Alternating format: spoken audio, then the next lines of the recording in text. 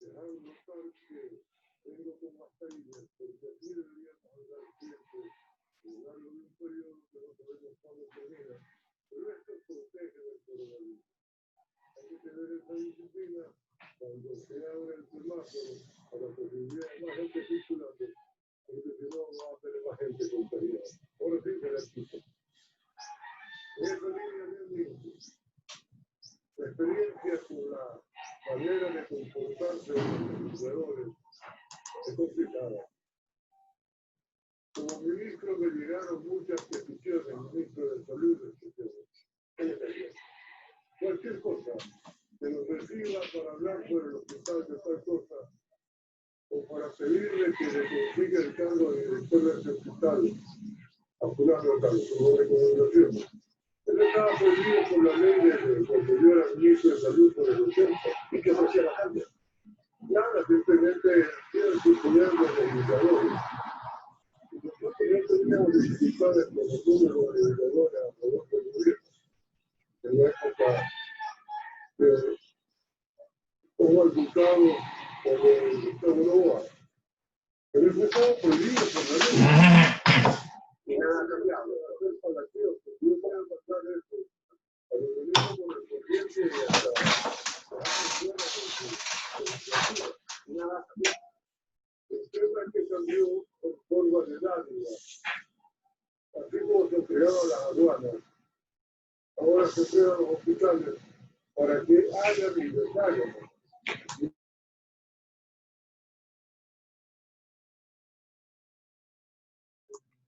En 2 minutos comenzamos.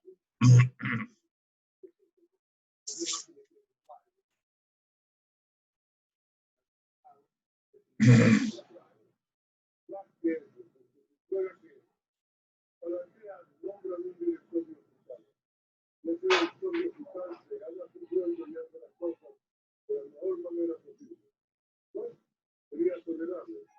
Pero van a arreglar. Eso es lo escandaloso de esto, lo distinto de este día.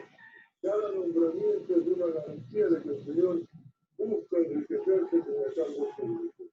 Y ya vemos viendo hasta dónde de nuevo lo resulta la situación. Es que aquí parece que estamos rodeados por una telaraña, donde los hilos que a ratos se mueven no dan paso a matar a la araña que teje en el hilo.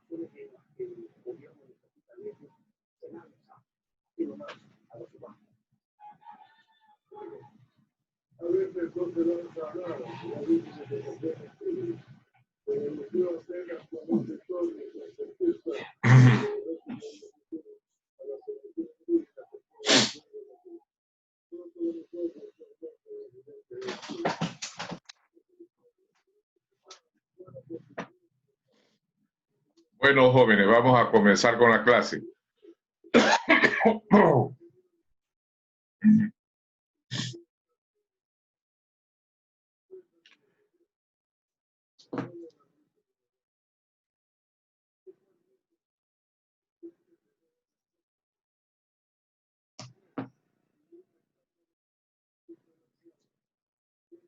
Bueno, vamos a comenzar haciendo un recordatorio sobre morfofisiología del aparato circulatorio. A ver, cuando nosotros recordamos en la parte biológica,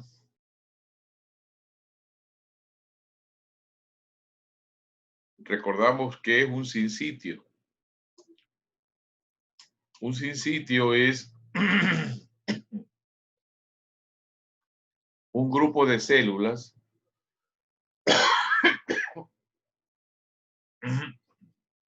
que comparten una sola membrana celular y por lo tanto este grupo de células responden como un todo a un estímulo. Esta función es recordada por el músculo cardíaco, que tiene lo que se llama un sinsitio funcional. Hay partes de las membranas que se comunican o que comunican directamente una célula muscular estriada cardíaca con otra. Estos sitios se llaman discos intercalares. Y entonces cuando se produce la estimulación desde el nodo sinusal, casi al mismo tiempo, se estimulan todas las células musculares cardíacas, casi al mismo tiempo, con fracciones, con centésimas de segundo de diferencia al sitio más alejado, gracias a estos discos intercalares. Entonces, este proceso de un sinsitio funcional hacen que casi se produzca la despolarización de una manera sincrónica. Pero como hay una división entre las aurículas y los ventrículos por una capa fibrosa donde están las válvulas, realmente son dos sinsitios. Uno auricular, que se inicia con la estimulación del nodo sinusal, y otro donde se inicia la estimulación en el nodo supraventricular y que disemina toda la despolarización a través de los ventrículos. Tenemos entonces el nodo sinusal que se despolariza espontáneamente, es automático. Hay un estímulo que modifica la velocidad, que modifica la frecuencia, y es el sistema nervioso autónomo a través del sistema simpático que incrementa la frecuencia cardíaca. Se transmite este proceso a las aurículas y luego va a los ventrículos desde el nodo supraventricular o aurículo ventricular. El potencial de acción del músculo cardíaco produce una meseta. En ese momento se abren los canales de sodio, atrás de él los canales de calcio que hacen más lento este proceso y entonces se produce la meseta. Y esto hacen que el proceso de repolarización se retarde. A ver, nosotros decimos que el corazón es una bomba. Realmente son dos bombas. Eh,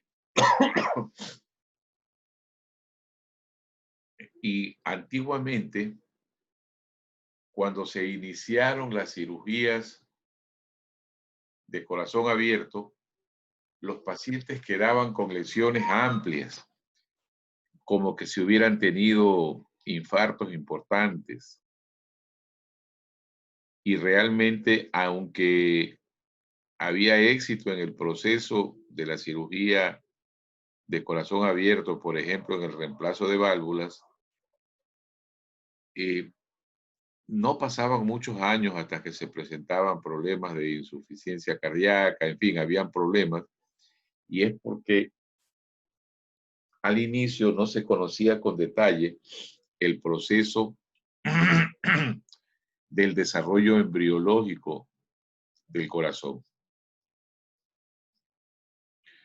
Entonces, el corazón es como que si se ha ido enrollando. Esta sería, desenrollado el corazón, esta sería una bomba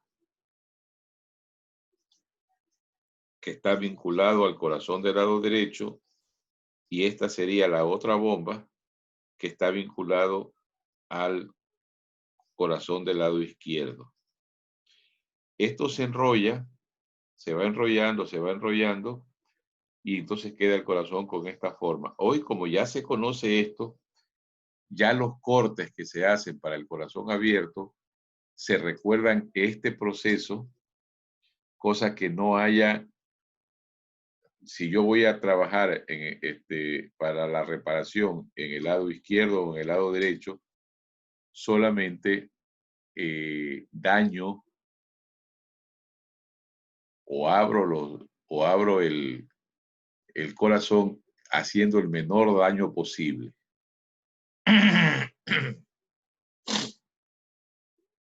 Tenemos las 4 cavidades, los 2 ventrículos, las 2 aurículas, los grandes vasos, las válvulas. Aquí hay una condición especial, que es lo que generan los 2 sinsitios. Están separados las fibras musculares auriculares de las ventriculares. Aquí vemos nosotros, todo esto es una membrana fibrótica, que este proceso de enrollamiento, de desarrollo embrionario, es lo que genera que en un solo sitio queden las 4 válvulas y que al mismo tiempo se paren en 2 sinsitios las aurículas y los ventrículos. Eso también hace que haya una diferencia de 1/7 en el proceso de transmisión del impulso para que se produzca la despolarización ventricular luego de la despolarización auricular. Nosotros tenemos 4 focos de auscultación, o sea, son los sitios donde nosotros ponemos el estetoscopio para escuchar los latidos cardíacos. En el segundo, a ver, como ustedes ven, este enrollamiento que hubo hace que la arteria pulmonar se cruce con la aorta y pareciera, al auscultar, que nosotros pudiéramos creer que en el lado izquierdo estamos escuchando la aorta, pero realmente pasa por encima de la aorta la arteria pulmonar. Y en el lado derecho, entonces, nosotros vamos a escuchar el latido aórtico. Esto hace que el momento en que nosotros hacemos la auscultación, en el lado izquierdo, segundo espacio intercostal, nosotros estamos escuchando la apertura y cierre de la válvula pulmonar. Y en el lado derecho, nosotros estamos escuchando en el lado derecho, segundo espacio intercostal para external, estamos escuchando la apertura y cierre de la válvula aórtica. Ese se llama foco aórtico. En el quinto espacio intercostal, nosotros estamos para external, nosotros estamos escuchando la apertura de la válvula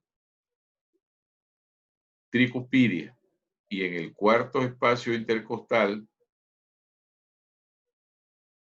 para external, nosotros estamos escuchando el foco mitral, o sea, el ruido que produce la válvula mitral.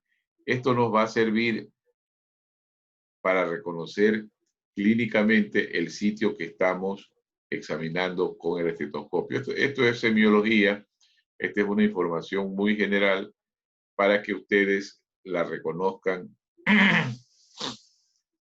cuando vean el próximo semestre semiología. Como les decía, nosotros tenemos una bomba de propulsión y una bomba de succión. La de propulsión es la que está dada por la aorta y la de succión es la que está dada por la arteria pulmonar. O sea, el ventrículo izquierdo genera una bomba de propulsión, de empuje, y el ventrículo derecho genera una bomba de succión. Recuerden ustedes que las presiones del lado derecho son muy bajas, son menores. En cambio, en la del lado izquierdo son altas presiones arteriales.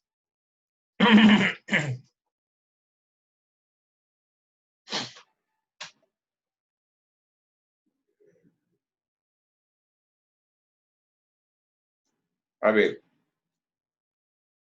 fisiológicamente nosotros pudiéramos decir o debemos decir que son 3 tipos de fibras musculares. Las fibras musculares auriculares, que son células musculares pequeñitas. Las fibras musculares ventriculares, que son grandes, y las fibras musculares especializadas, que están o que se inician desde el nódulo sinusal hasta el haz de His. Estas son fibras musculares que se transformaron, que perdieron la capacidad contráctil y desarrollaron una actividad excitadora y conductora. Ya dijimos, ¿no? El músculo auricular y ventricular es similar, solo que las ventriculares son mucho más largas y tienen mayor fuerza. Las que sí son completamente diferentes son las fibras musculares especializadas, que casi no tienen fibras contráctiles, pero en cambio tienen una capacidad de estimulación extraordinaria y pueden modificar la velocidad y la intensidad del latido cardíaco. Entonces, todo comienza aquí, en el nodo sinoauricular, que este es nuestro marcapaso.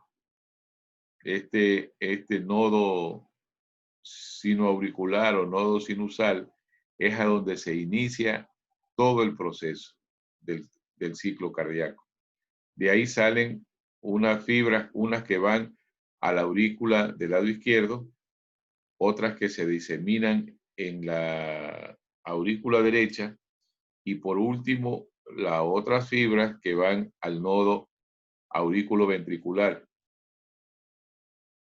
que está justamente en el septum, en ese espacio fibroso que separa la aurícula del ventrículo del lado derecho.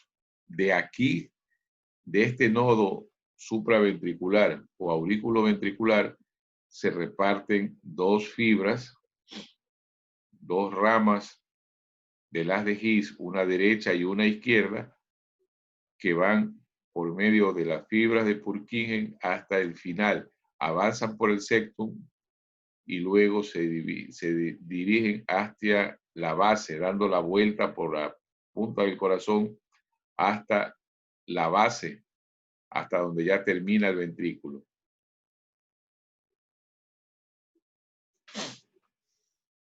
Ya habíamos dicho que estas fibras musculares tienen una naturaleza, una capacidad sincitial, es un sincitio funcional, donde estas células cardíacas se interconectan por unas uniones, están unidas por estas uniones gap que hacen que el potencial de acción se pueda extender rápidamente. O sea, se comunica una célula con la otra, las células musculares, como que si no tuvieran células, como que si no tuvieran membrana. Y el paso de los iones es casi inmediato entre lo que pasa a una célula y otra. Entonces, como nosotros tenemos una capa fibrosa donde están las válvulas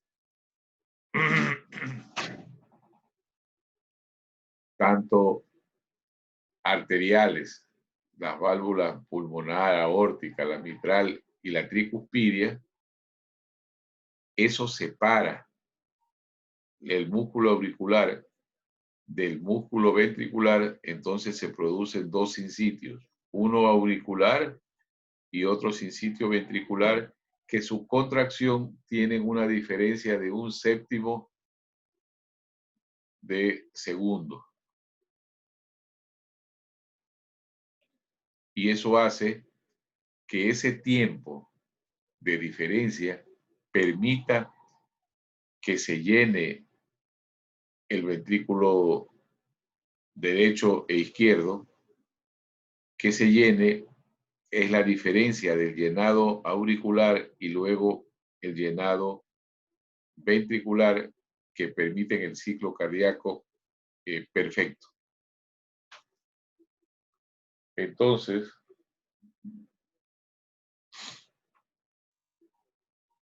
se inicia el proceso del potencial de acción en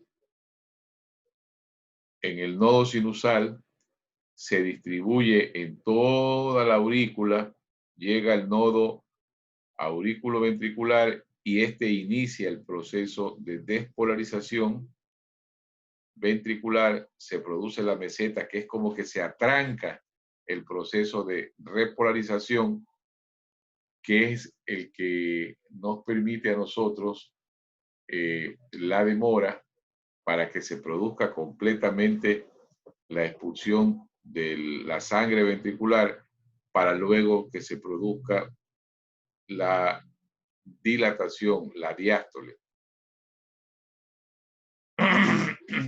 Entonces nosotros tenemos en el inicio, en este proceso del potencial de acción, la despolarización rápida. Aquí se abren los canales rápidos de sodio y los canales lentos de calcio. Se produce luego de esto, en la despolarización, se está produciendo entonces la sístole, la contracción del corazón, para que la sangre pase. Por ejemplo, para que la sangre pase desde los ventrículos hasta la aorta o la arteria pulmonar. Resulta que cuando se ha producido la despolarización ventricular y se abren los canales rápidos de sodio y se abren los canales lentos de calcio, y enseguida quisiera abrirse los canales de potasio, que es lo que pasa en el músculo estriado esquelético, separa el magnesio. y detiene el paso de potasio, que es el que produce la repolarización, para que siga saliendo el calcio hasta que se termine el calcio, se produce la meseta, es como que se queda trabada la contracción del músculo cardíaco, es el momento en que se está produciendo la expulsión completa de la sangre que tiene que salir del ventrículo.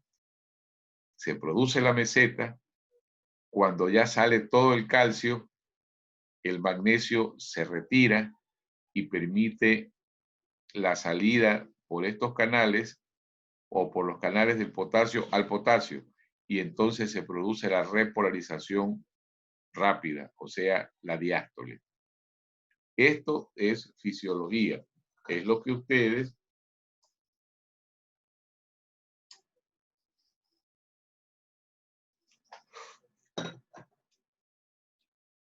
ya estudiaron en fisiología. Aquí estamos solo haciendo un recordatorio. Si ustedes necesitan tener un recordatorio más detallado, entonces lo buscan en la fisiología de Guyton. Recuerden que en el aula virtual está un PDF de la fisiología de Guyton para el que lo necesite.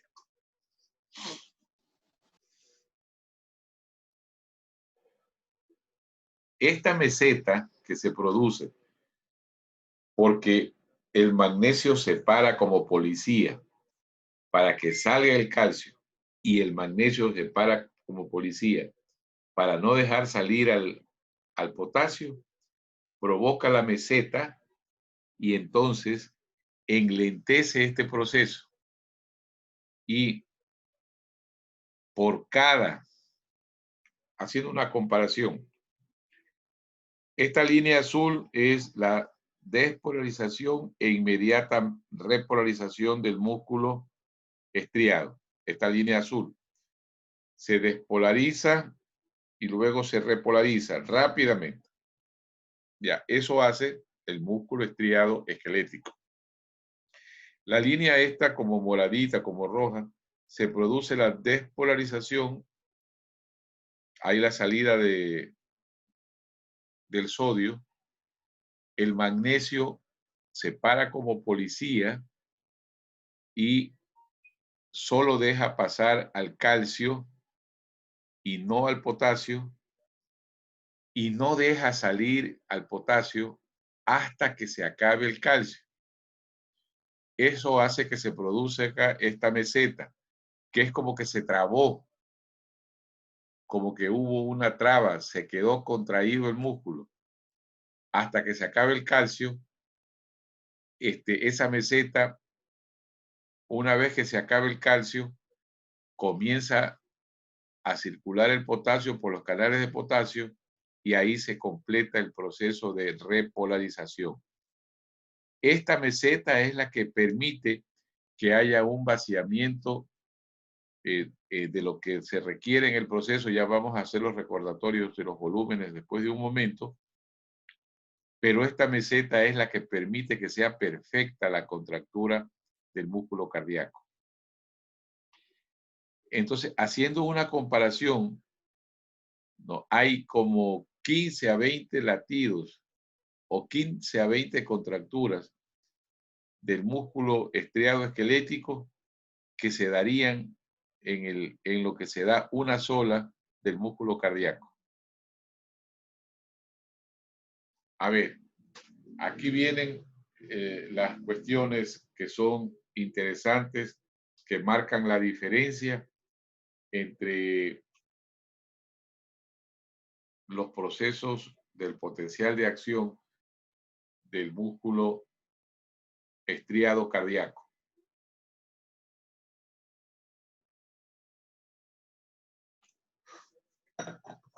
Y tenemos algo que se llama periodo refractario absoluto. La ley del todo o nada. O sea, mientras se está produciendo una despolarización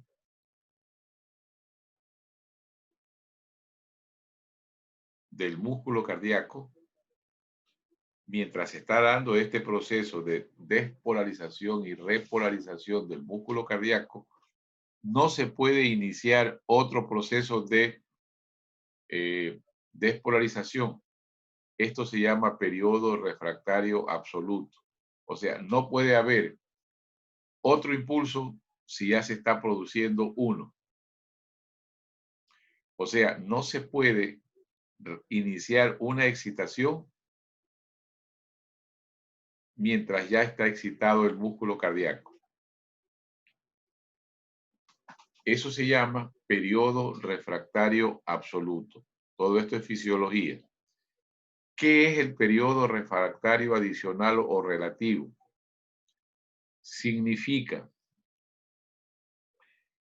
a ver, si fuese el periodo refractario absoluto a rajatabla, que mientras no termine el proceso de despolarización y repolarización no se puede iniciar otro. Pero hay una pequeña excepción que se llama periodo refractario adicional. Cuando ya faltan solamente 0.05 segundos, o sea, al final de la repolarización, ya falta un pedacito nomás para que termine la repolarización, puede iniciarse un nuevo ciclo, una nueva excitación. Ya, esto es lo que permite la producción de las extrasístoles cardíacas. Cuando todavía no se ha terminado la repolarización del músculo cardíaco y faltan 0.05 segundos, se puede iniciar una nueva. Y ahí, ¿qué sucede? Se ha producido entonces una extrasístole. Perfecto. Esto tiene características especiales. Es realmente una respuesta de defensa, de ayudar en algo cuando hay un problema para mejorar supuestamente la oxigenación, principalmente del cerebro, pero es una contractura de mala calidad. Ya vamos a explicar esto que estoy hablando. A ver, vamos a hacerlo con este gráfico. Aquí se inicia la despolarización. Sale el sodio, sale ya el calcio. Cuando ya se acabó el sodio, supuestamente se inicia la repolarización, pero aquí se para el magnesio y no deja salir el potasio y solo sigue saliendo o sigue pasando el calcio hasta que se acabe el calcio. Se acaba el calcio y ya se va el magnesio y deja salir el potasio y se inicia la repolarización. Perfecto, se ha iniciado todo el proceso del ciclo cardíaco. Sístole, meseta, diástole, completo. Cuando ya vamos por aquí más o menos, por este sitio, que ya no falta mucho para completarse la repolarización, puede iniciarse una nueva despolarización. O sea, el corazón está en proceso de llenado todavía de diástole, todavía no se completa plenamente la repolarización para que se inicie otra despolarización normal, se produce una despolarización anticipada. Al final de la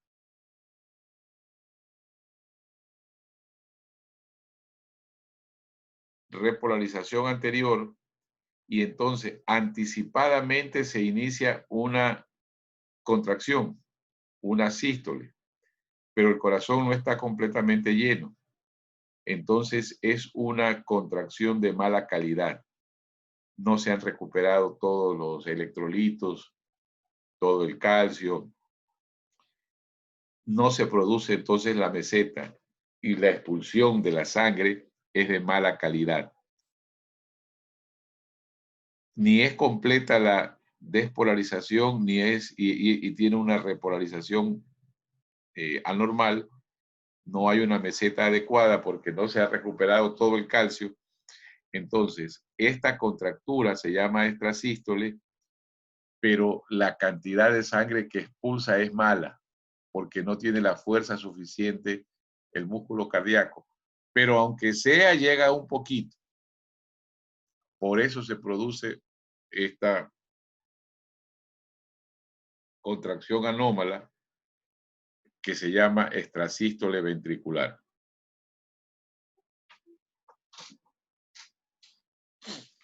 A ver, otra cosa también que es fisiología.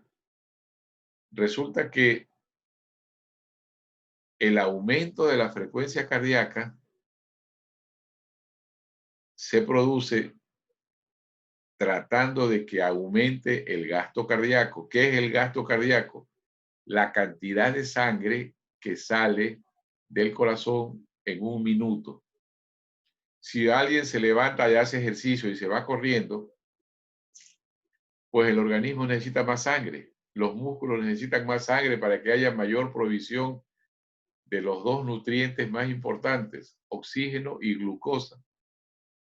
Entonces, si empezamos a correr, que es un ejemplo simple, ¿no? Nos llaman y salimos corriendo, empezamos a caminar, se incrementa la frecuencia cardíaca. ¿Para qué se incrementa la frecuencia cardíaca? Para que se incremente el gasto cardíaco, o sea, la cantidad de sangre que el corazón expulsa en un minuto. Si la frecuencia cardíaca aumenta, disminuye la duración de cada ciclo cardíaco, porque va a ser la despolarización y repolarización lo hace más rápido. Si en el momento en que se inicia el aumento de la frecuencia cardíaca está en 80 y empezamos a correr, entonces a lo mejor está en 90 en la carrera. ¿Para qué? Para que aumente la salida de sangre.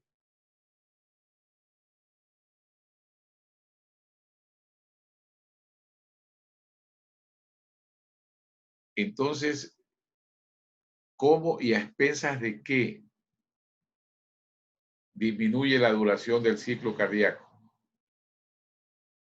Esta disminución de la duración del ciclo cardíaco al comienzo, cuando la frecuencia cardíaca no es exagerada, disminuye la diástole.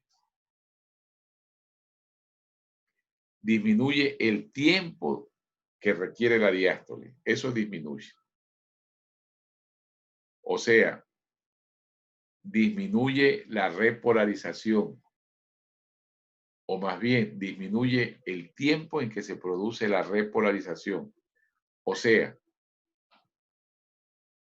la despolarización,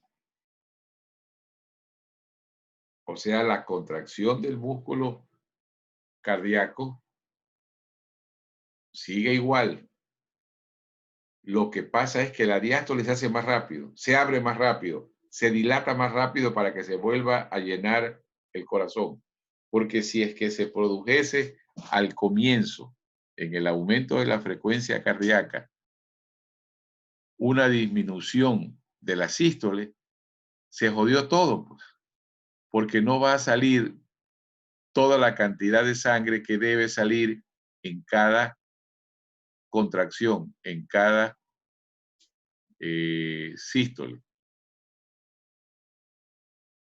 Lo que hace para que pueda aumentar la cantidad de latidos cardíacos en un minuto, para que pueda aumentar el gasto cardíaco, es que el corazón se repolarice más rápido. O sea, que la dilatación se produzca más rápido para que se llene más rápido, pero no disminuye la contracción, no disminuye el tiempo de la sístole para que pueda salir la cantidad de sangre que corresponde. Por ejemplo, En 72 latidos por minuto, el 40% del ciclo se dedica a la sístole.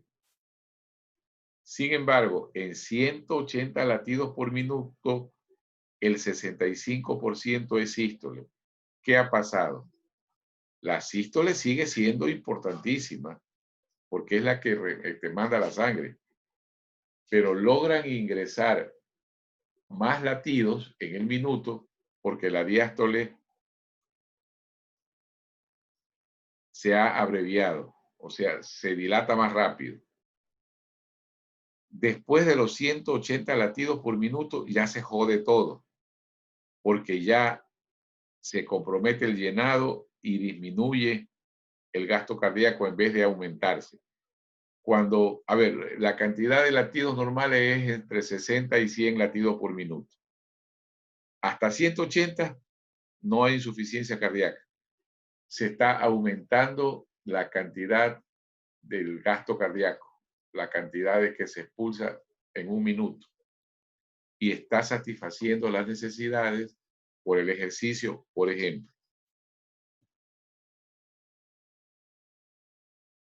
A ver, aquí está en esta ilustración activa.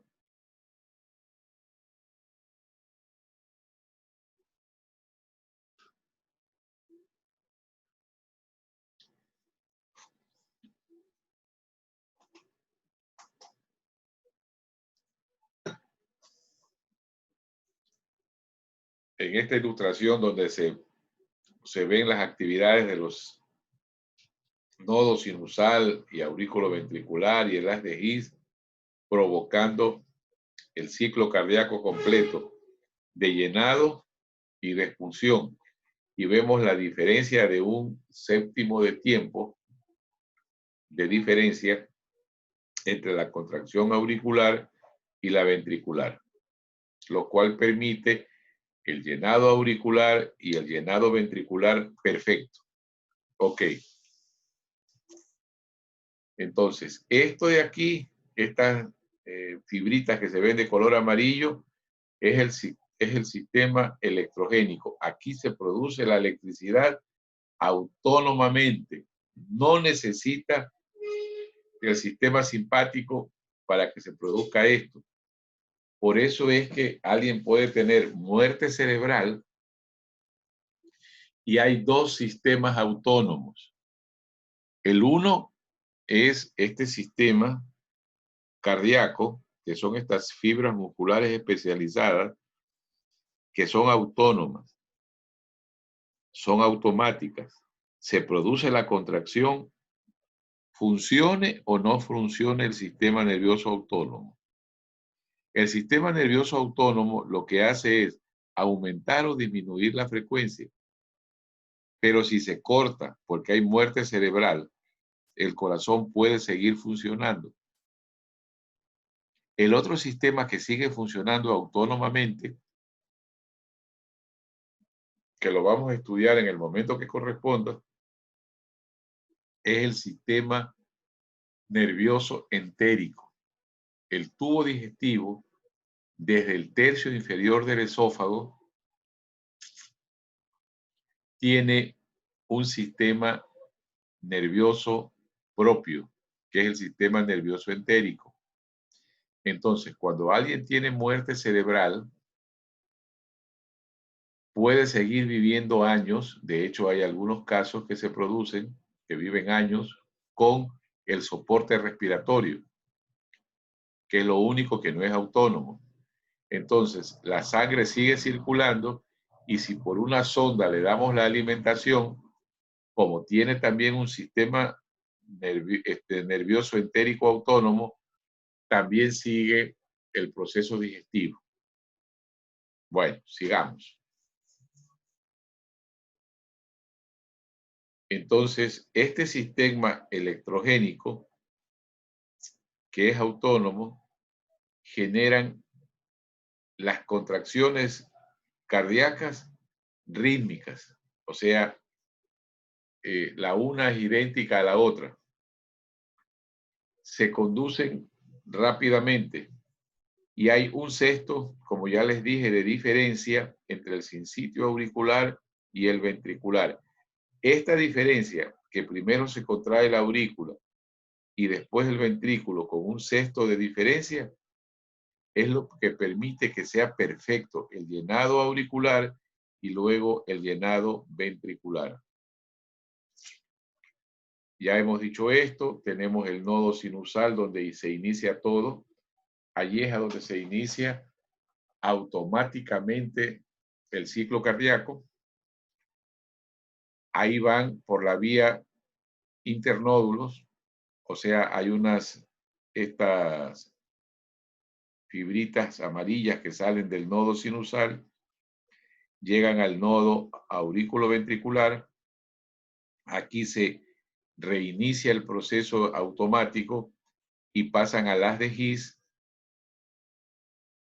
y conducen el latido, el proceso de despolarización automáticamente por todo el ventrículo y se hace casi simultáneamente por el sinsitio, tanto a nivel auricular y el sinsitio que se produce funcional a nivel ventricular.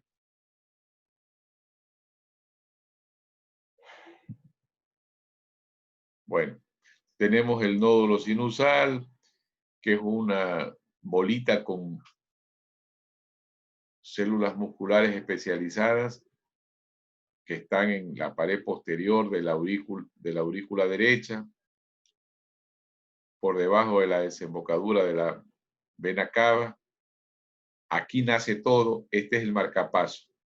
Ahí se inicia el proceso. Este es el marcapaso biológico del corazón, el marcapaso fisiológico del corazón. Es autoexcitable. Ese nódulo sinusal solito se excita. No necesita ni siquiera del sistema nervioso autónomo para iniciar el proceso. Lo único que hace el sistema nervioso autónomo es modificar la frecuencia, la cantidad de contracciones de acuerdo a los requerimientos que ordene el cerebro. Pero si no hay nada, igual se va a excitar y el corazón trabajará automáticamente mientras reciba oxígeno y glucosa.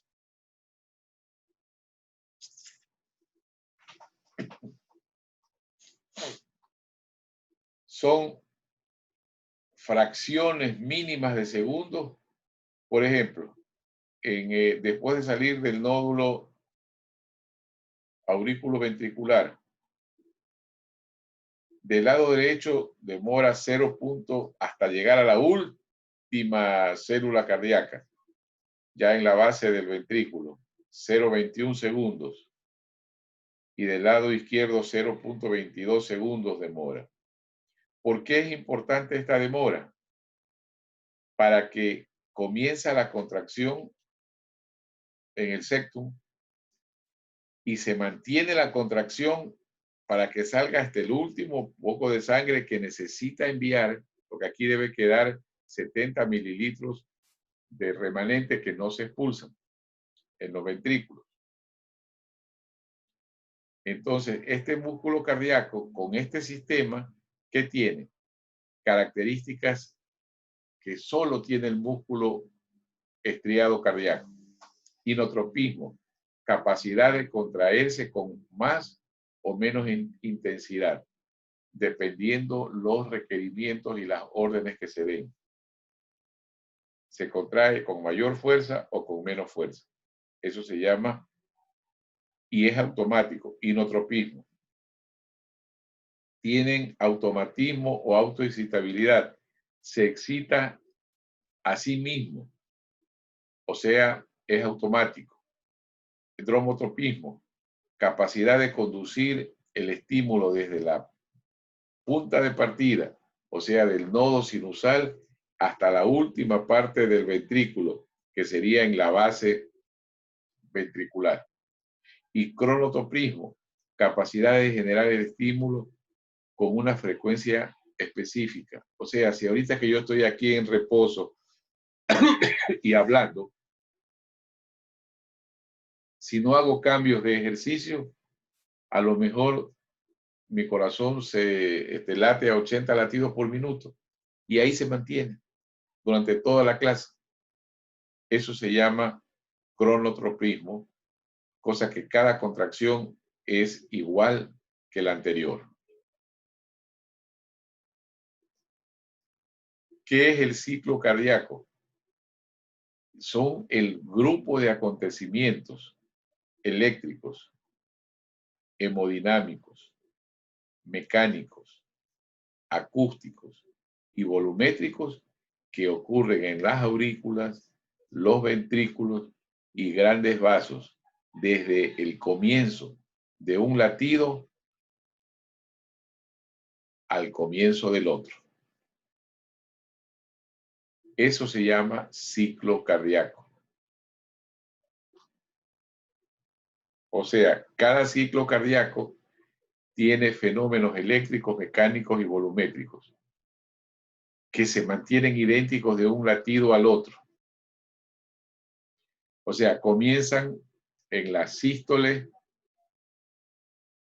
del un latido y terminan en la sístole del siguiente latido. A ver, aquí necesito que me pongan súper atención, porque aquí vamos a dar una explicación que es súper importante para que les quede claro. Esta explicación es fisiología, pero si ustedes tienen súper claro esto, pueden entender la fisiopatología, o sea, cuando se enferma el corazón. A ver, entonces, vamos a verlo aquí mejor. A ver, ¿cómo empieza todo? Con la relajación ventricular isovolumétrica. ¿Qué es la relajación ventricular isovolumétrica? Es la diástole auricular. Mientras se está produciendo un llenado que es pasivo, le va cayendo la sangre a la aurícula. Estamos aquí. Igual pasa en la del lado izquierdo, pero vamos a hacerlo a la explicación en el lado derecho. Mientras está dilatada, o sea, está repolarizada el músculo cardíaco auricular y se está produciendo el llenado, está llegando la sangre a la aurícula, le está cayendo.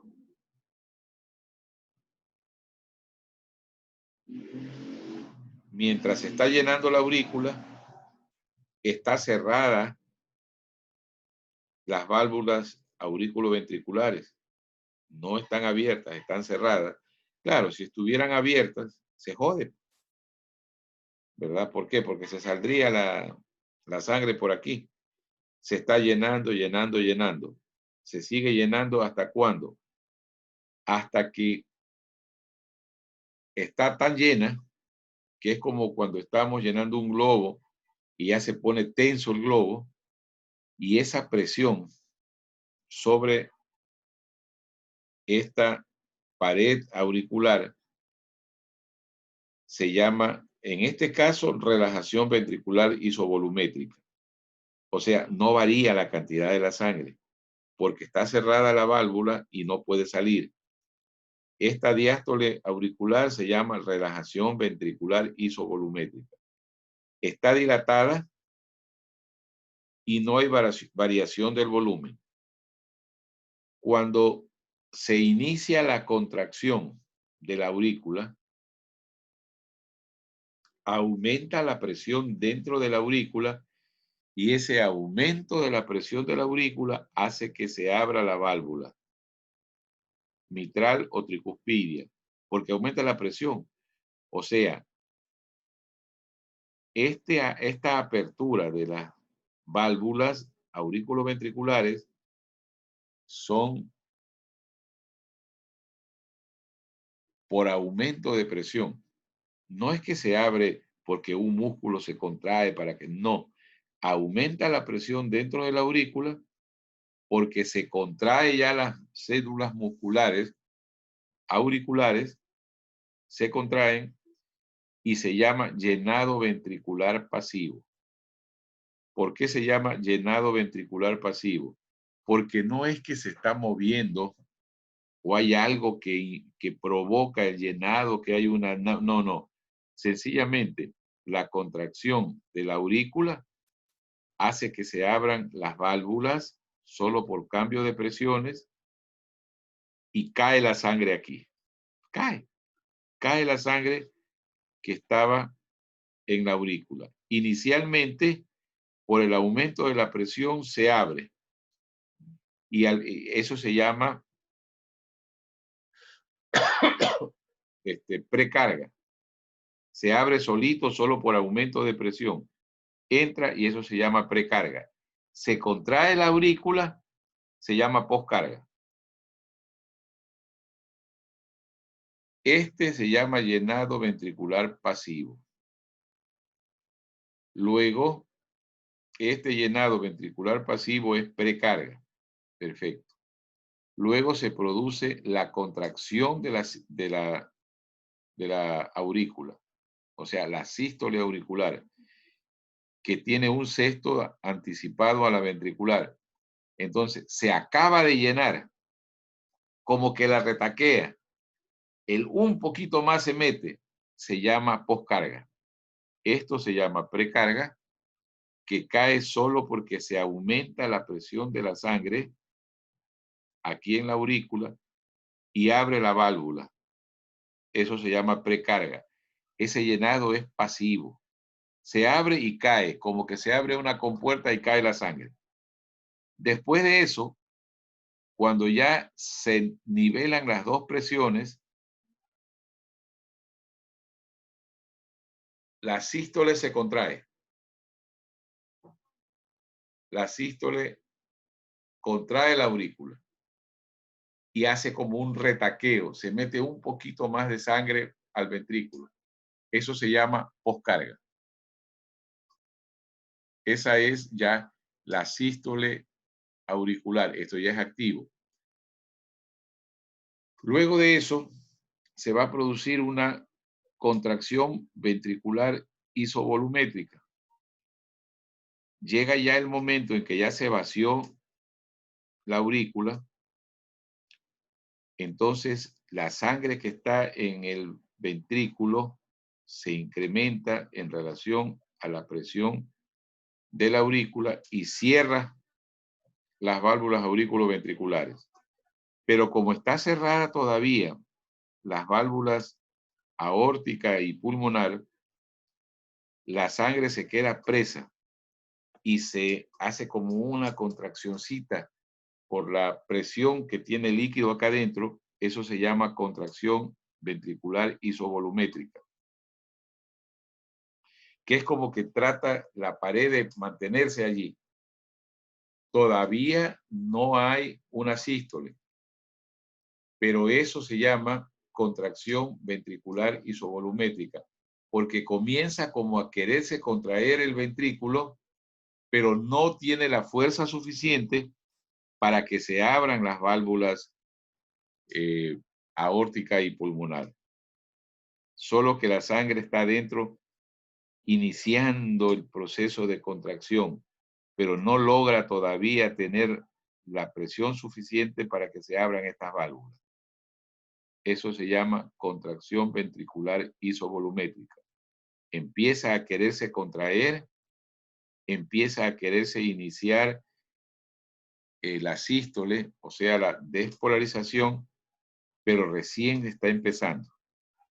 Luego de eso, ya se produce la despolarización. O sea, se produce ya la sístole ventricular. Ya es fuerte la presión y logra abrir las válvulas aórtica y pulmonar. Eso se llama eyección. Este es todo el proceso del ciclo cardíaco. Aquí está explicado lo mismo, ¿no? Sino que va con cada partecita que ya la he explicado yo.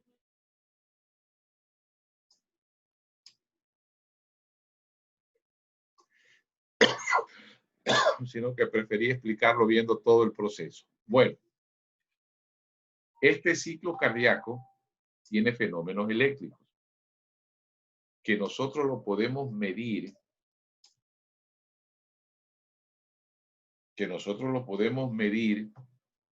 por medio de un electrocardiograma. Vamos a quedarnos aquí por una razón, porque necesito que ustedes lean lo que hemos hablado en Guyton y que recuerden algo de lo que aprendieron del electrocardiograma, para que no sea una clase en la que yo solamente hablo y hablo y hablo y hablo y nada más. Entonces, necesito que lean sobre el ciclo cardíaco y que revisen algo sobre los datos del electrocardiograma, cosa que la clase del día lunes sea un poco más eficiente, porque ya vamos a empezar a mezclar algo de fisiopatología. Nos quedamos en la slide 35 de 56 que son. Pero ya ahí vamos a empezar a hablar algo.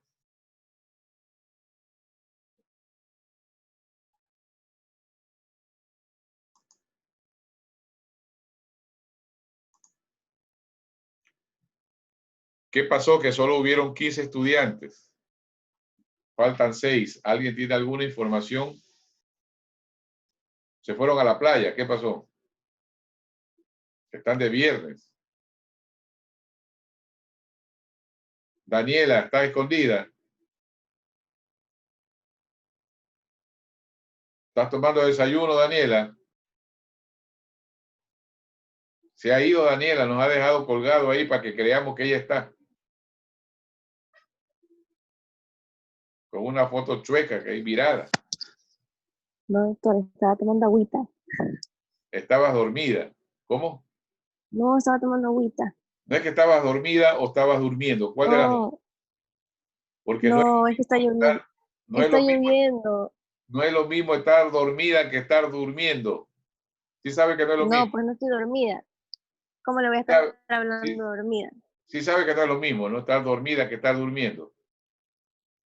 Porque no es lo mismo estar jodida que estar jodiendo. No es lo mismo estar dormida que estar durmiendo. Ya les dije el otro día. A ver. ¿Sabes algo, Daniela, qué pasó con el resto de compañeros?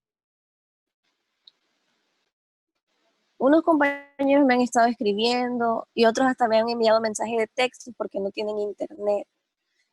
Qué pena, oye, y estas cosas son importantes. Es que de verdad bueno, yo ahorita me estoy conectando con megas, pero no puedo poner video porque se me pone lento. O sea, me consume muchos megas y se me cuelga. Yeah.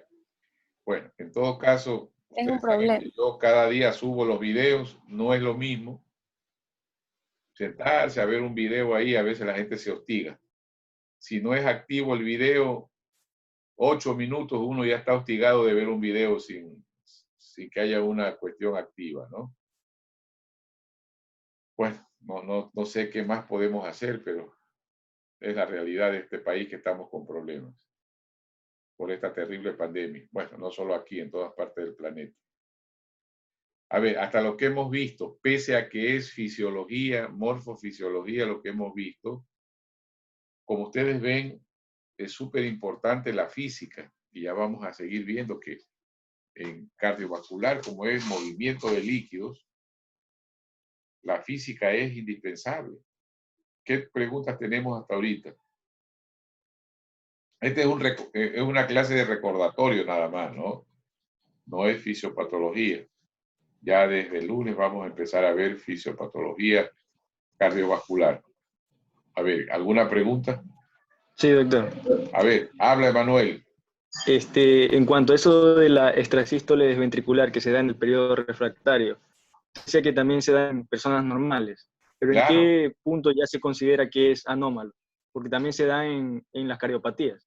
Sí, cuando depende de la cantidad de extrasístoles que se produzcan. Todos tenemos extrasístoles. Si se produce en el minuto hasta 2, no pasa nada, porque no hay una alteración en el gasto cardíaco. Pero cuando ellos ya pasan de 4, 5, 6 extrasístoles, no importa por más benignas que sean en el minuto, entonces ya se produce una disminución del gasto cardíaco. Y puede ser que hay un momentito que pase eso. A veces las personas sienten como que se marearon un poco y no saben por qué. Es porque a lo mejor tuvieron 4, 5, 6 extrasístoles en ese momento y hubo una disminución de la provisión de sangre, de oxígeno y glucosa en el cerebro y nos sentimos como que nos mareamos. Pero eso es una cosa que pasa en un gasto cardíaco, o sea, pasa en este momentito, cogen 2, 3, 4 síndromes seguidas, ya. Pero si eso se mantiene, ya es patológico y te puedes morir sencillamente. Asimismo, hay extrasístoles que son supraventriculares, o sea, son extrasístoles que se producen en el nódulo aurículo-ventricular. Pero, ¿qué pasa si esas extrasístoles, que ya vamos a estudiar más adelante, son ventriculares, o sea, se producen en el ventrículo, en el haz de His? Son muy graves, son terribles, son gravísimas. No vamos a ahondar este momento porque eso lo vamos a ver más adelante. ¿Alguna otra pregunta?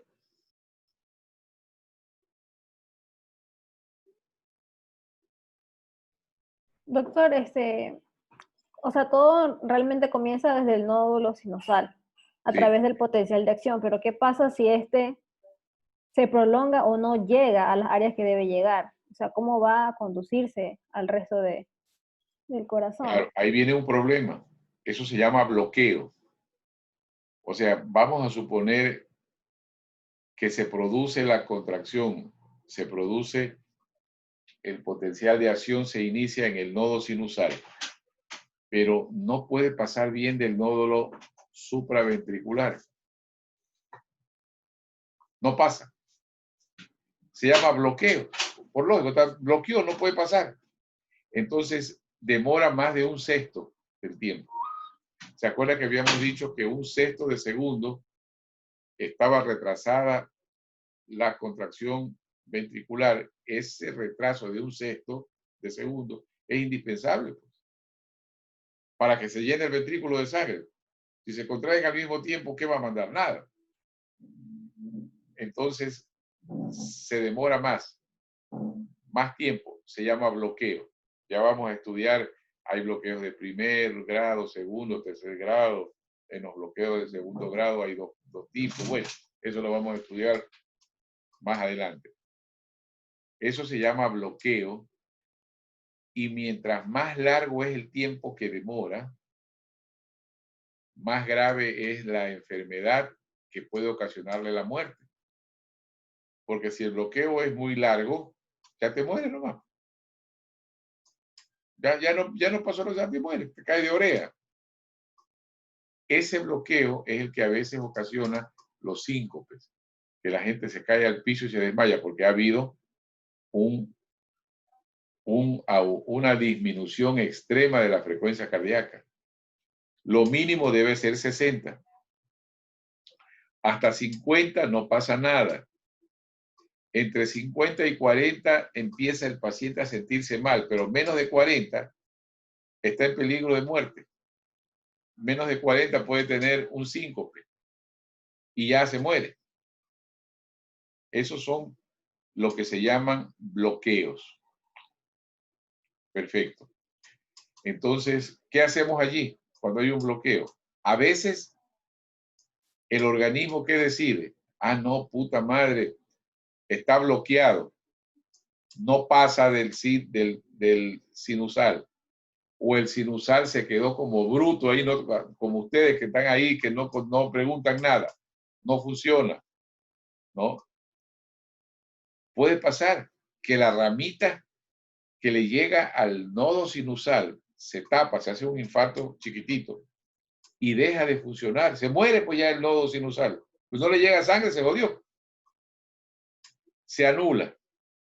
Entonces, como es sabia la biología, se activa como un nuevo marcapaso el nodo aurículo-ventricular y empezamos a tener una función cardíaca que ya no nace en el nódulo sinusal, sino automáticamente en el nodo aurículo-ventricular. ¿Ya? Todo eso son patologías que las vamos a estudiar. Ahorita nomás le estoy diciendo de una forma muy general. Claro, no es perfecta, porque el nodo aurículo-ventricular no lo inventó la biología para ser jefe. Se hace jefe puta en ese rato. Y no es perfecto, pero no se muere el paciente. Pero si viene un momento en que ya ese nodo aurículo-ventricular no funciona bien,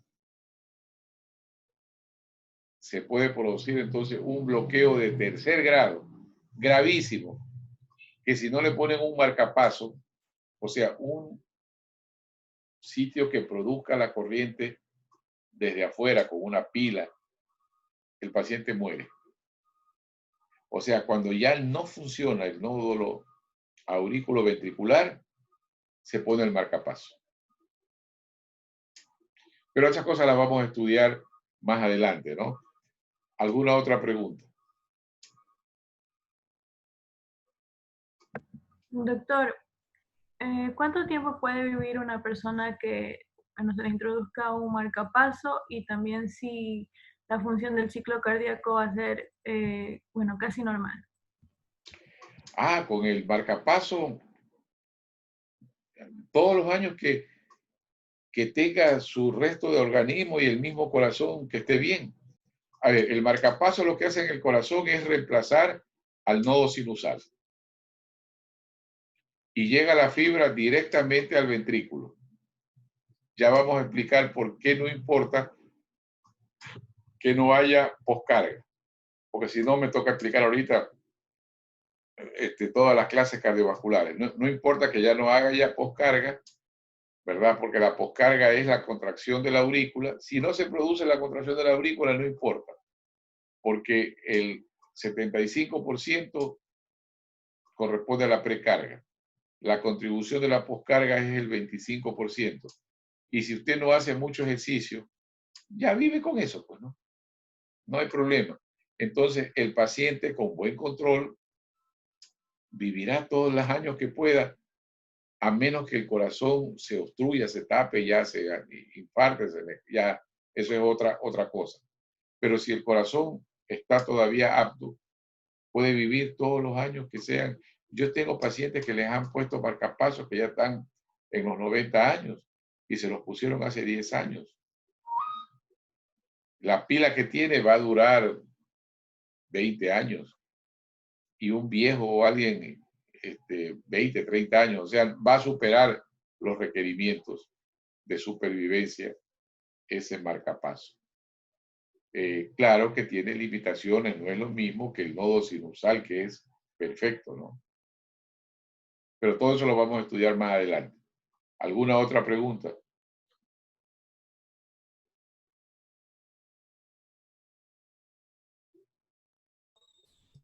Una pregunta, doctor. A ver, vamos, Carlos. Ese impulso que se genera en el nódulo sinusal, o sea, se dirige a todas las partes del corazón. ¿Y por qué ese impulso es unidireccional? ¿Por qué, o qué impide que ese impulso se vaya a los otros segmentos del corazón de forma desincronizada? Sí, claro. Cuando se regresa, por ejemplo, está enfermo, hay un problema. Claro que puede pasar eso. Hay extrasístoles que se llaman de reentrada. También vamos a estudiar eso. Esas son las enfermedades de extrasístoles, arrítmicas. Hay varios tipos de arritmias. Una de ellas se llama reentrada. O sea, del nódulo sinusal sale, llega al impulso al nódulo supraventricular, continúa al ventrículo, pero se regresa otra vez. Claro que puede pasar eso. Y hasta enfermo ese paciente. Tiene una enfermedad del ritmo cardíaco. Tiene extrasístole. Hay extrasístoles que son terribles. A lo mejor pacientes que tengan problemas de extrasístoles graves requieren también un marcapaso. Supóngase que no se puede controlar y hay reentradas, cosas, problemas. Generalmente son por procesos isquémicos y ya tiene peligro de la vida. Hay un tipo de arritmia que se llaman torsades de Point. Bueno, ya vamos a estudiar eso. Son reentradas, que el impulso se produce en el mismo ventrículo y se regresa. Eso es un desastre, pues, porque está produciéndose de arriba para abajo y abajo también se produce automáticamente y se puede morir en cualquier momento. Ese paciente va a necesitar un marcapaso también para eliminar ese proceso. Bueno, esos detalles los vamos a ver con mayor claridad cuando veamos arritmias. No sé si se dan cuenta que la medicina es complicada, ¿no? Es que no es solamente que si, oiga, le dio el infarto, no, es más complicado que eso. Hay un montón de procesos que nos pueden enfermar. Y no es que tienes que ser cardiólogo para saberlo. Cuidado, vayan a pensar eso. Porque, a ver, yo no le digo que usted tiene que tratar las arritmias. No, ni yo tampoco me voy a meter a tratarlas, que soy pendejo. Yo no soy cardiólogo. Pero yo tengo que saber diagnosticarla. Yo en mi consultorio tengo un electrocardiógrafo del más avanzado. ¿Por qué tengo del más avanzado? Para que me ayude, pues. ¿No ve que me ayuda a dar diagnóstico directamente? Claro, yo no me puedo confiar en el diagnóstico que me da el electro, porque puede haber un error. Pero me orienta, pues. Entonces, ¿yo qué tengo en mi consulta? El equipo más sofisticado es uno que tiene un software, es perfecto. ¿Por qué tengo el mejor? Porque el cardiólogo, no importa que tenga uno fulero, el man es experto. Yo tengo que tener el mejor. No para tratarlo, ojo al Cristo, no es que yo trato de ser, no, ya me sale una arritmia grave, ya la diagnostico, pues. Y le digo, ¿sabes qué, Zambito? Ándate rapidito al hospitalizar, ándate al cardiólogo. O ni te muevas, espérate que ya voy a llamar a una ambulancia. Llévelo ahí. Ve que yo soy pobre, váyase al hospital. No sé si me explico. Yo no soy cardiólogo, ni voy a tratar una arritmia, acá soy pendejo. Suponte que se muere el paciente porque tiene que morirse ya. ¿Qué me van a decir? Usted que no es cardiólogo, sé cómo tratarlo y todo porque estudio. Y dar clases de fisiopatología. A mí me transforma en un médico espectacular. Sí saben eso, ¿no? Yo fisiopatología seguía dando, aunque sea gratis. Y mañana la universidad me dice, oiga, ¿qué ha de hacer? Ya no le puedo pagar, vea, ¿qué ha de hacer? Y yo le digo, está bien, ya no me paguen. ¿Por qué? Porque la fisiopatología, o sea, yo no puedo ni un día decir que no leo algo, porque tengo que dar la clase. Entonces, aunque sea leo un ratito y doy la clase y me estoy acordando. Como son 2 semestres, 2 veces al año estoy que me acuerdo de toda la fisiopatología. ¿En qué me transforma eso? En un médico bacán, pues. No sé si me explico. Yo di cirugía hasta cuando mi hija estudió en la universidad. De ahí me quedé solo con fisiopatología. Porque yo no necesito dar cirugía para ser buen cirujano. Yo lo que necesito es dar fisiopatología para ser un médico espectacular. Perdónenme que sea vanidoso. Pero dar fisiopatología a mí me permite estar en todas. No es que 2 veces al año leo la fisiopatología de las enfermedades más importantes. Entonces, ¿en qué me transforma eso? Puta, que yo estoy a la que cae. Yo me acuerdo que siempre los compañeros siempre son, me refiero a mis compañeros profesores, quieren que uno se joda, ¿no? Pero no de mala gente, sino así como somos todos los seres humanos. Entonces, un día me ponen, decir, yo voy pasando, ven acá, Carlos, ayúdanos, que necesitamos una persona que venga a un tribunal para una tesis de grado. Y claro, me llaman a mí porque yo siempre tengo respuestas para las pendejadas que preguntan. Aunque sea de hematología, tengo respuestas. Entonces, como quien dice, aquí lo jodemos. y era una neutropenia cíclica. Eso es de súper especialidad, pues, de hematología. Pero el día anterior yo había preparado lo que vamos a ver más adelante de hematopoyéticos.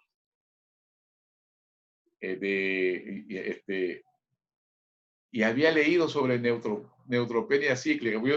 Yo soy hasta de suerte. Recién había leído neutropenia cíclica. O sea, había dado la clase. Recién había leído. Soy de suerte, ¿no? Y ese caso, decían, aquí los oremos de tío, hijo de puta, y no pregunta una, porque esto no ha de saber. Era un caso maravilloso de neutropenia cíclica. Claro, maravilloso para el médico, pero ese niñito se odió. Oiga, y le pregunté hasta al tutor, le pregunté, porque yo recién había estudiado eso, pues, nuevamente. Y le saqué la puta a todo el mundo, le puse buena calificación a la chica. Pero a todos hasta el tutor le dije, ¿y tú qué piensas? ¿Y tú qué piensas? A ver, puta, los jodí a todos. Nunca se imaginaron. Claro, Diosito me ayuda a mí. Recién había estudiado. Entonces, ¿en qué me transforma esto? ¿No ves que yo también me puedo hostigar? Pues así como ustedes dicen, chuta, hoy día no estoy cansado, y ustedes son jovencitos, no quiero estudiar. Yo no puedo. Yo sí me canso. Yo sí digo, tú, madre, estoy hijo de puta, tengo que darle clase. ¿Cómo hago ahora? Y tengo que leer. Tengo que, aunque sea, repasar las diapositivas, aunque sea, pues. Ver qué nombres hay que no me pueda acordar, tengo que ver, pues. No es que yo soy ser humano, también me olvido, pues. Entonces yo tengo que, aunque sea, si es que he estado vago, aunque sea, tengo que leer las diapositivas para venir a dar la clase. Y poner, pues, si voy a dar arritmias, tengo que poner en el internet arritmias para ver si aparece algo nuevo que hayan descubierto los científicos. No es que supóngase que alguien de ustedes viene leyendo algo y escribe algo de arritmias y le sale eso y me pregunta y yo quedo como perro. Ah, si no sé, le voy a decir no sé, le contesto mañana, ¿no? O busquemos juntos aquí. Pero ¿qué sería lo mejor? Que yo haya leído el tema y le conteste. No es que yo atiendo arritmias, no, ni Dios quiera. No tengo la experiencia. Puedo hacerle daño a ese paciente, pero sí lo puedo diagnosticar. Eso es lo que yo espero de ustedes. A ver, yo me descargo a veces a los compañeros, a los amigos, pero ellos saben que si alguno me manda un paciente para que yo lo ayude, yo se lo devuelvo luego. O sea, no hay problema. Pero eso es lo que yo espero. Si usted está que estudia y estudia fisiopatología, cuando trabaje en los hospitales, promueva que un día a la semana discutan los casos. Y ahí cuando se discuten los casos, lo que se discute es fisiopatología. No discuten si le duele la cabeza, eso no discuten. Lo que discuten es por qué le duele la cabeza. No va a decir le duele porque es pendejo, eso no vale. Es que ver la razón que produjo en esa enfermedad la cefalea. ¿Y qué tipo de cefalea es? Por decirle. Entonces, estudien. Sin fisiopatología no pasa nada. No pasa nada, de nada, de nada, de nada. A ver, ¿alguna otra pregunta?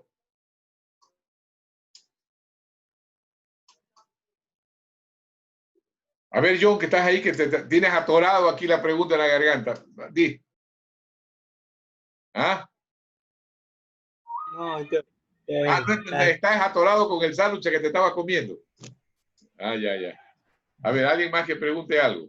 Yo sé que no ha sido clase de fisiopatología, sino de recordatorios de morfofisiología, pero creo que sí era necesario, ¿no? Recordar un poco, porque no es fácil. Aquí está la física, está que nos da vueltas. Y a veces mucho de la gente que estudió medicina es porque no le gustaba la física, porque no le gustaban las matemáticas, y la medicina es pura física y pura matemática. O sea, si estudiaron medicina porque no le gustaban ni las matemáticas ni la física, se jodió. Porque la medicina es física y matemática. Lo que pasa en el aire que entra a nuestro cuerpo, lo que pasa en la sangre que circula es pura física. y todos los cálculos son con estudios matemáticos, o sea, está jodido. A ver, ¿alguna otra pregunta?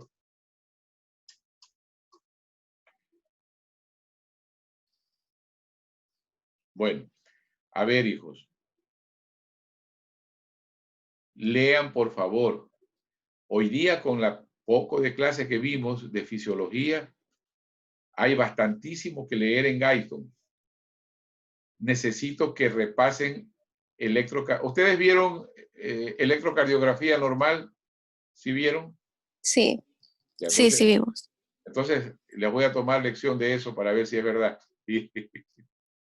Si vieron, deben sacar 10. A ver, no, vengan leyendo, por favor, bien para recordar y que lo que veamos sea más fácil.